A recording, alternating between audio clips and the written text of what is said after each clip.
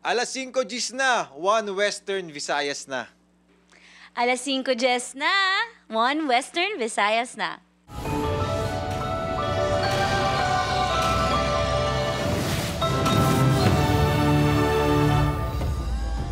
Mga balitang atong tutukan subong Lunes, supply sang tubig galing sa bulk water supplier sang MPIW sa Iloilo City nagbalik na apang madamo gihapon nga konsumidor ang wala sang tubig.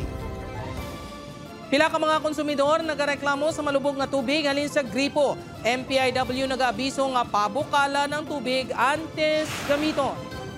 Mamunong ang pagulan nagresulta sa pagbaha sa pila ka mga barangay sa Bacolod City. Pila ka mga residente ginkinahanglan pa nga ma-rescue. Seafarer nga driver patay samtang asawa sini-critical sa ospital sa mahulog sa suba ang ilang salakyan sa Tobias Fournier Antique. No to PUV phase-out coalition wala sang plano nga magpa-consolidate. Apisar ginextend ang PUJ consolidation sang LTFRB. Rooster-shaped hotel sa isa ka Highland Resort sa Talisay City ginkilala sang Guinness World Records nga largest building in the shape of a chicken. Ini ang GMA Regional TV, 1 Western Visayas. Mayong hapon mga kapuso, ako si Gertrude Charlatan. Supplies ang tubig sa Metro Pacific Iloilo Water nagbalik na kahapon. Pila ka mga konsumidor nagreklamo sang malubog nga tubig. Si Zen Kilantang Sasa nakatutok live sa Barangay Balabagoharo, Iloilo City. Zen?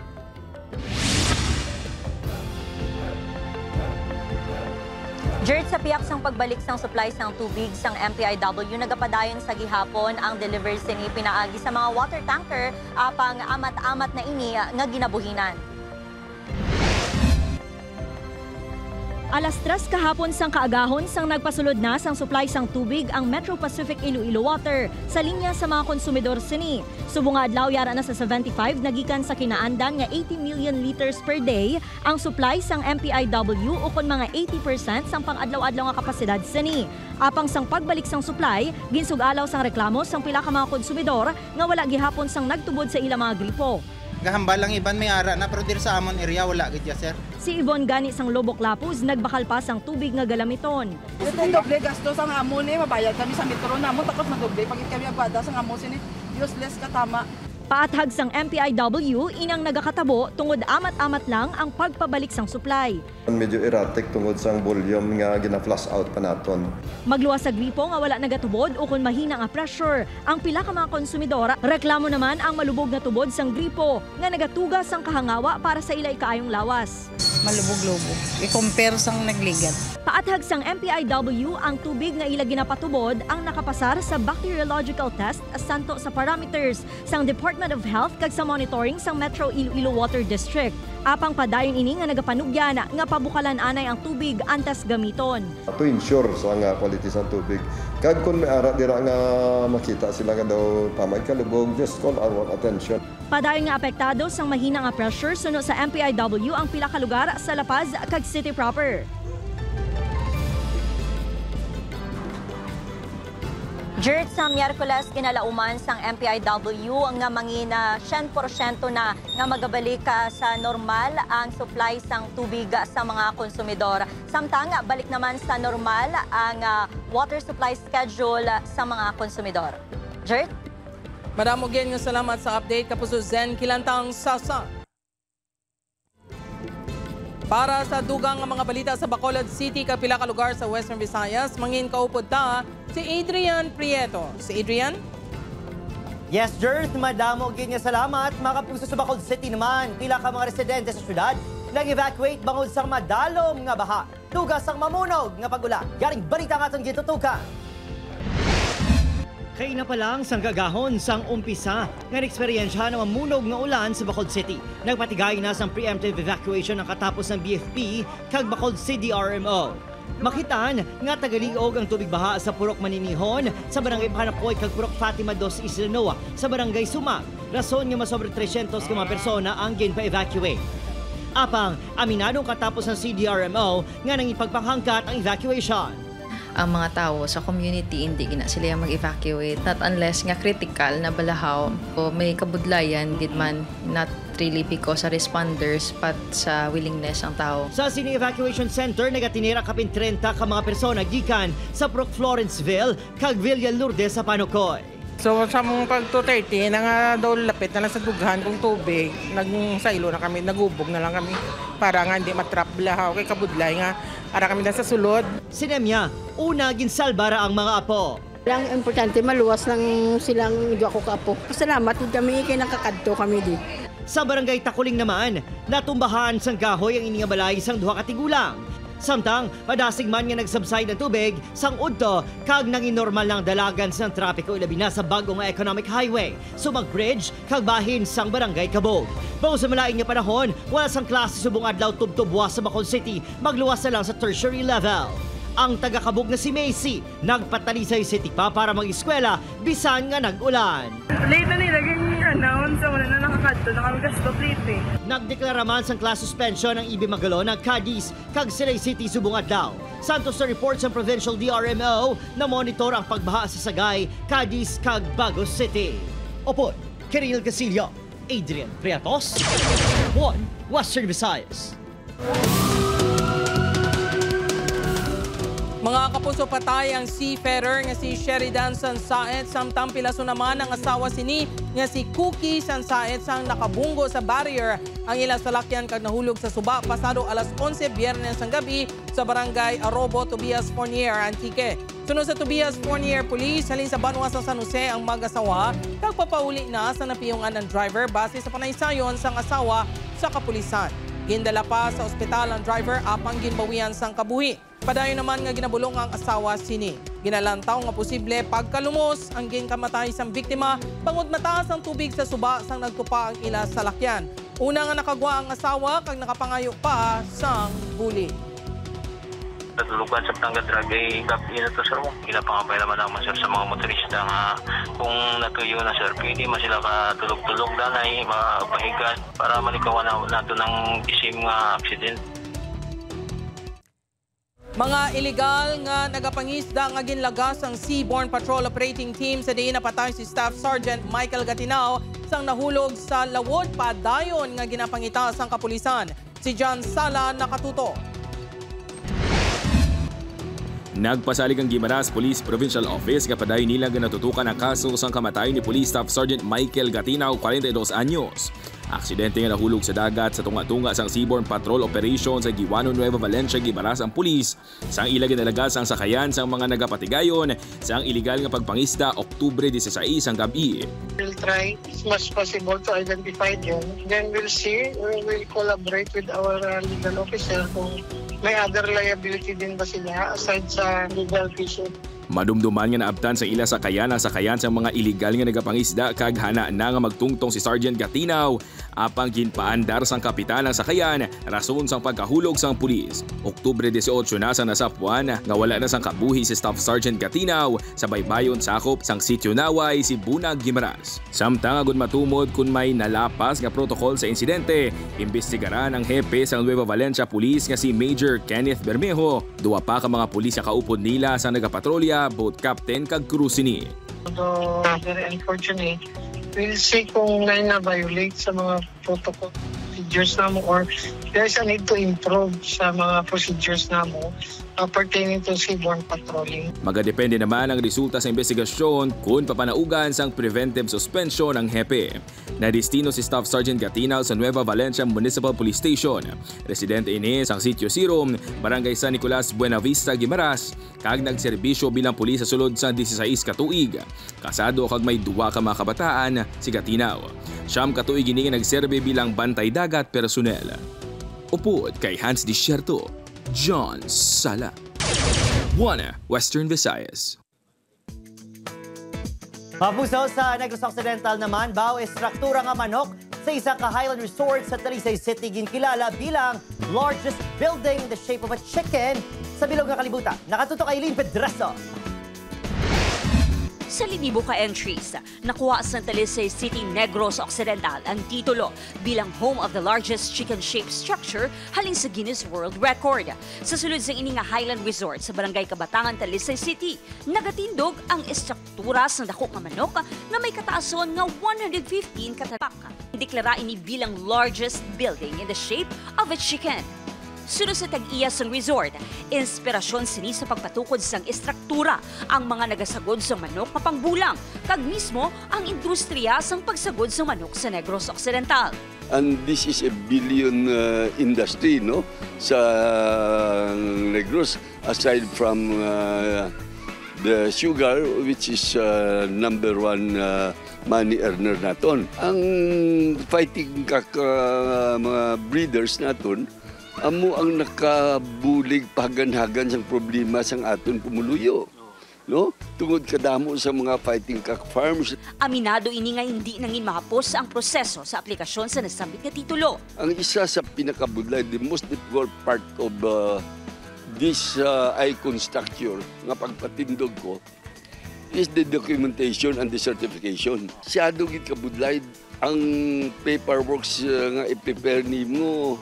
Sang Sabado, October 19, opisyal na ginbaton sa nasambit nga resort, Talisay City LGU kag Department of Tourism ang titulo halin sa tiglawas ng Guinness World Record. Has achieved the Guinness World Records Title for the largest building in the Negros. May aras ng 15 tanan ka kwarto sa sulod sang Brewster Hotel. Subong pa lang, excited na ang pila ka turista sa makasaysayan nga eksperyensya sa sulod sang pinakadako nga chicken-shaped structure sa bilog nga kalibutan. Biggest rooster I've ever seen. It's crazy. It's impressive, very impressive. We're looking forward to be here, and the rooster is very big. I think it's the biggest rooster in the world. I never saw something like that. Upod Geruel Banggol, Aileen Pedrasio, One Western Visayas. Mga kapuso, two-way traffic scheme plano nga ipatuman sa DPWH 6 sa Ungka Flyover sa pag-umpisa sa Phase 2 sang rectification sini. Ginpahayag ni DPWH 6 OIC Regional Director Sunny Boy Ropel pag-siraduan ng porsyon sang Ungka Flyover nga pasulod sa Iloilo City. Himuon nga two-way traffic ang bahin pagwa sa syudad nga direksyon padulong sa Banwa sang Pavia. Yara na subong sa final stage ang jet grouting activities ang Taytay kag ginapadali nga matapos subong nga semana. Sunod nga umpisahan ang Phase 2 sang rectification sa diin, ipatuman ang bag-o nga traffic scheme. Magapatigayon man sang evaluation ang ahensya agud maplastar ini sa mga traffic personnel sa Pavia kag Iloilo City agud mangintayuyon ang dalagan sang trapiko. Kabahin sang Phase 2 amo ang pagkuha sa mga section nga nag-usmod, asphalt overlay, dugang jet grouting activity sa mga nabilin nga halige, subong man alignment sang upper deck sang flyover. Assured that while we are doing our rectification activity on the right lane, ang left lane open pagyapon sa traffic. And right after sa right lane ma-rectify tayo, silutan naman ang atong traffic sa right lane, ang left lane naman atong rectify. Ini ang GMA Regional TV, One Western Visayas. Mga kapuso, no to PUV phase-out coalition wala sang plano nga magpa-consolidate apisar gin-extend ang PUJ consolidation.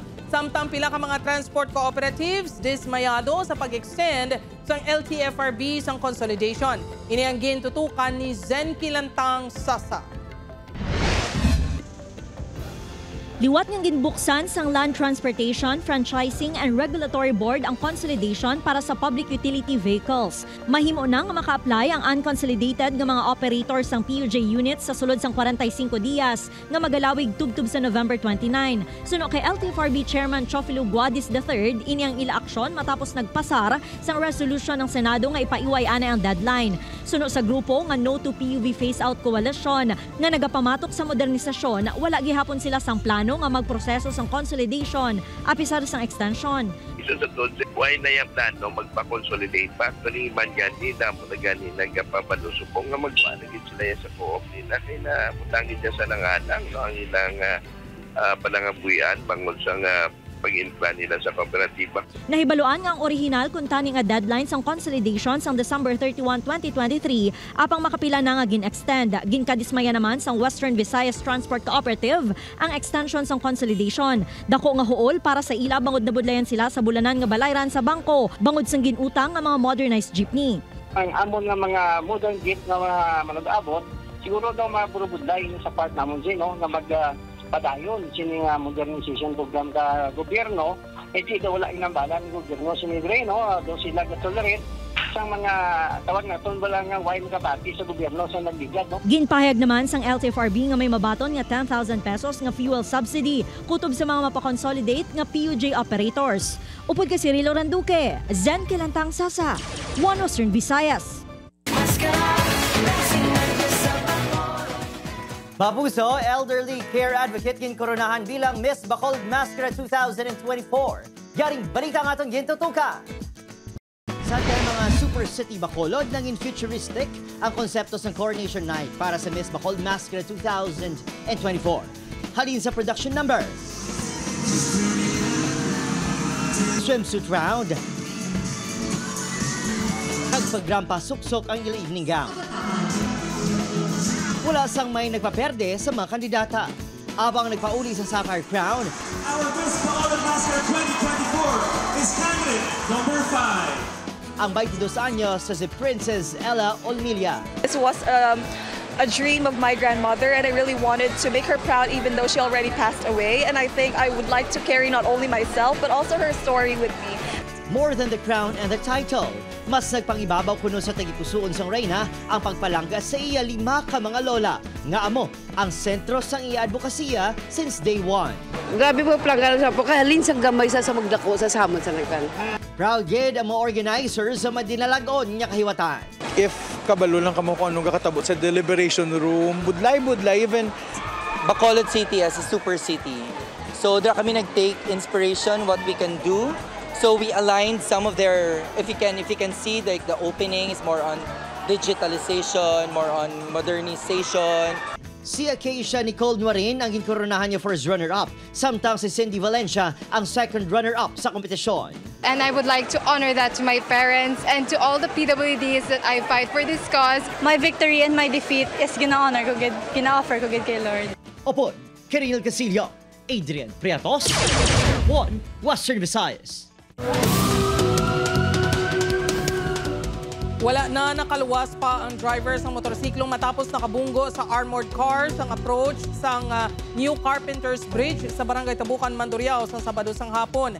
Gintinguaan pa nga dalon sa ospital apang gindeklarang dead on arrival si alias Bongbong, 28 anyos, sang Gimaras nga nakaangkon sang patal nga pila sa ulo, samtang critical naman ang backrider nga si alias Mark, 31 anyos, residente sang Banwa sang Tubungan. Suno sa Mandurriao PNP, nakibot lang ang driver sang armored car nga si alias Steven, 35 anyos ang putotan nga yara na sa ila lane ang motorsiklo. Maga-istorya pa ang kompanya nga nagapanag-iya sang armored car kag pamilya sa mga biktima suno sa kapulisan.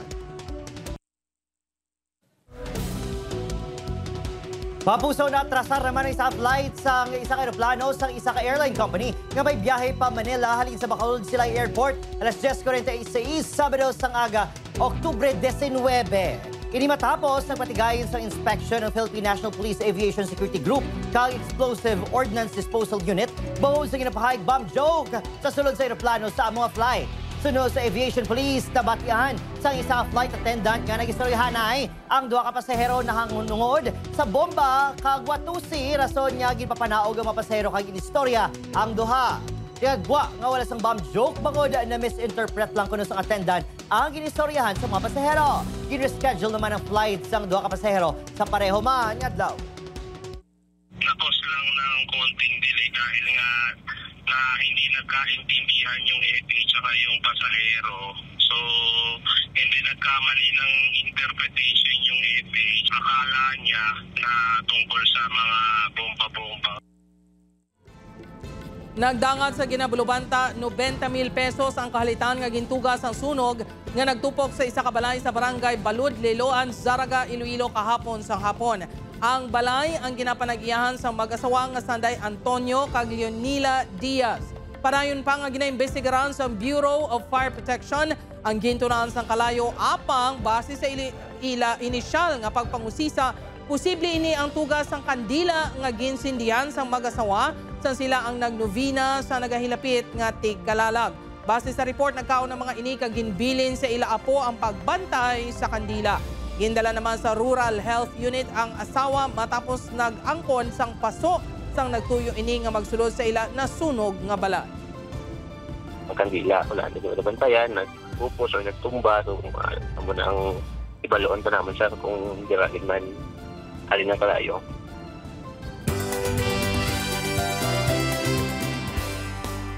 Puso, for sure, mangin full of smiles ang inyong weekend sa City of Smiles sa maabot ni October 26 and 27. Bangod may dalang kasadya kang kalingawan ang Kapuso Stars, Gasanday Ashley Ortega, Jay Ortega, Zonia Mejia kag Sean De Sagas sa Ayala Malls Capital Central sa Sabado alas 5 sang hapon. Sa Domingo naman mga Kapuso, get ready sa surprise performances sang cast sang Shining Inheritance, Kylene Alcantara, Michael Sager, and Roxy Smith. Bantayan sila sa Bacolod City Public Plaza sa aton Kapuso Fiesta, October 27, alas 7 sang gabi. Kinakits mga Kapuso! Mga Kapuso, DepEd Iloilo, IPPO kag militar nagperma sang Memorandum of Agreement sa pagpasangkad sang kampanya batok sa ilegal nga droga sa mga eskwelahan. Ini ang gintutukan ni John Sala. Formal na ginpermahan sa DepEd Schools Division of Iloilo, Iloilo Police Provincial Office kag Armed Forces of the Philippines ang Memorandum of Agreement nga nagatumod sang papel sa tagsa ka stakeholders sa anti-illegal drug campaign sa mga bulutuan. Manumduman nga isa ka grade 9 student sa isa ka barangay high school sa Banwas ang Haniway, Iloilo ang nakuan sang ilegal nga droga sang Setyembre. Bangod sini luyag ni Schools Division Superintendent Dr. Ernesto Sevillon Jr. nga amunayad do ang katapusan nga hitabo. Gani pinagi sa isa ka multi-sectoral approach ginalauman nga tigayon na ini nga mapapas. Ang mga schools naton nga nakasulod sa mga identified areas ng DNP wherein ang mga areas nga na-identified nga may mga activities in relation to illegal drugs, closely monitor man naton. Sino kay Dr. Servillon ang kapulisan ang mag-augment sa mga bulutuan agon mapabilin ang seguridad kag kalinong subong man ang drug campaign kag education. Ang militar naman ang magabulig sa manpower in kaso nga may mga aktibidad sa mga nagkalain-lain nga mga barangay schools. Mangin sentro sang monitoring ang pila ka mga bulutuan nga ilan natumod. Dili sa Banwas ang Pavia masami nga may mga bypass operation nga ginapatigayon. Gani ang school officials ang seryoso sa pagpatigayon sa mga tikang agon hindi makasulod sa bulutuan ng illegal nga droga. Do may makita sanda nga do hindi man mga something nga mga hindi normal sa mga sitwasyon sa mga actuation ka mga bata. So gina-report nanda sa aton nga Committee on Discipline. Pinaagi sa programa sang bulutuan nga ginatawag GIA. Ila man ginasiguro nga pagwa sa mga estudyante sa bulutuan, mapabilin sa ila paminsaron ang natunan sa anti-drug campaign sa bulutuan. Ginapaano sa mga bata kung ano ang ginatawag nga value ka life. Kag ano ang mga bagay nga hindi dapat na dahimuon. Upod kay Hans Tisierto, John Sala, One Western Visayas. Ini ang GMA Regional TV, One Western Visayas.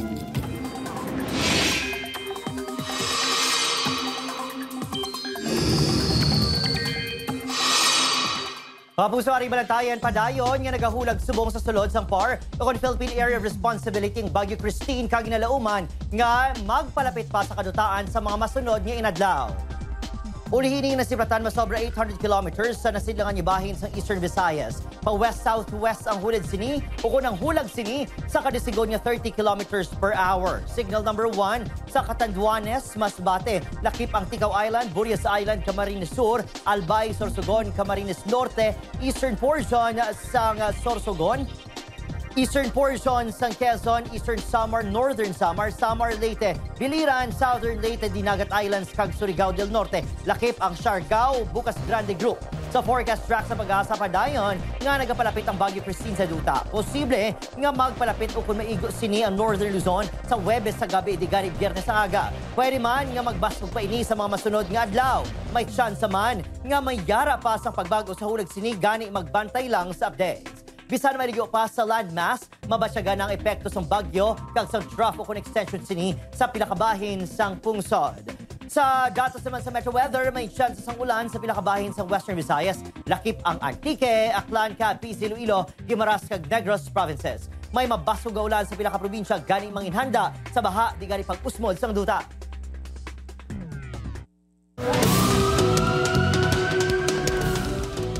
Kapin, 1 milyon na balor sang illegal nga droga kumpiskado sa high-value individual sa Estancia, Iloilo. Samtang masobra 3 milyones pesos nga suspected shabu na recover sa operasyon sa kapulisan sa Bacolod City. Si Julius Bilacaol nakatuto. Arestado kag nagapangatubang sang kaso nga paglapan sa Comprehensive Dangerous Drugs Act of 2002 ang 30 anyos nga high-value individual nga si Clark de la Liana sa operasyon sa Provincial Drug Enforcement Unit sa Barangay Bulaqueña, Estancia, Iloilo. Na-recover sa operasyon ang malapit 220 gramos sa suspected shabu nga nagabalor sa masobra 1.4 million pesos. Base sa impormasyon sa otoridad, ang suspect upod si live-in partner nga si Desiree De Leon nga tigayon nga nakapalagyo ang lunsay tumandok sa Barangay Tansabaybay, Iloilo City. Sila ang supplier sa mga parokyano sa Northern Iloilo kag probinsya sang Capiz. Sa pinutosang droga nga na-recover, may mga ngalan pagani sa mga destinasyon sini nga ginausisa naman sang kapulisan. Ang supply sang arestado ang nagahalin sa Metro Manila kag ginapadala pinaagi sa mga courier company. Ini nga modos ang ginatutukan na sang otoridad. We are tasked to track down kag arrest sang aton mga drug personality, but we will be submitting sang mga recommendations kung anong dapat nato nimon sa aton provincial director. Samtang arestado man ang isa ka babae matapos makuhaan sang 3.3 million pesos nga balor sa suspected shabu sa buy-bust operation sa Purok Tangkong, Barangay 7, Bacolod City sang Sabado. Ang suspect ang ginkilala kay Danilin Lopez, 33 anyos, isa ka high-value individual.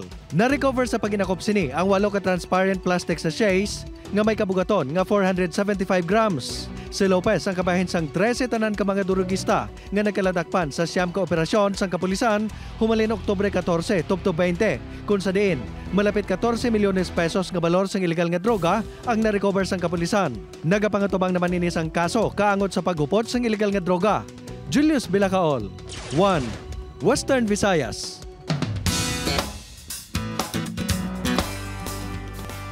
Mga puso, nagdala sang kasadya kag kilig sa Ilonggo fans ang Sabado, October 19 sa de Catherine Bernardo kag Alden Richards ukon Marie kag Ethan sa Hello, Love Again, ang sequel sang 2019 box office hit nga Hello, Love, Goodbye.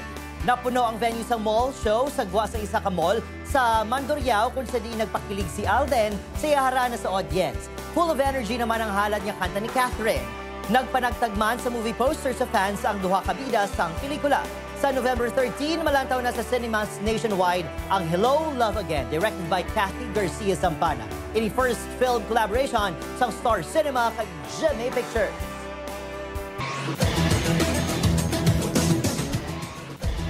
Mapuso pa dahil naman yung nagapanguna sa Team Sandix ang NCAA Season 100 Men's Basketball Tournament. Ang Binil Blazers sa apang nagadikit naman diri ang Mapua Cardinals. Ang Blazers ang mayarak sa karon sang 10-2 win-loss record. Ang nagapangaduha naman nga Cardinals ang may napulo man kadaog kag 3 ka pierde. Solo sa pangatlong nga pwesto ang defending champion nga San Beda Red Lions nga mayara 8-5 win-loss start. Samtang patas sa pang-apat nga pwestong LPU Pirates. EAC Generals ug Letran Knights nga pareho nga may 6 kadaog kag 6 man ka pierde. Nagapangulihin naman ang San Sebastian Golden Stags nga may 3 kadaog sa 12 kahampak. O kung 3 kadaog sa 12 kahampak.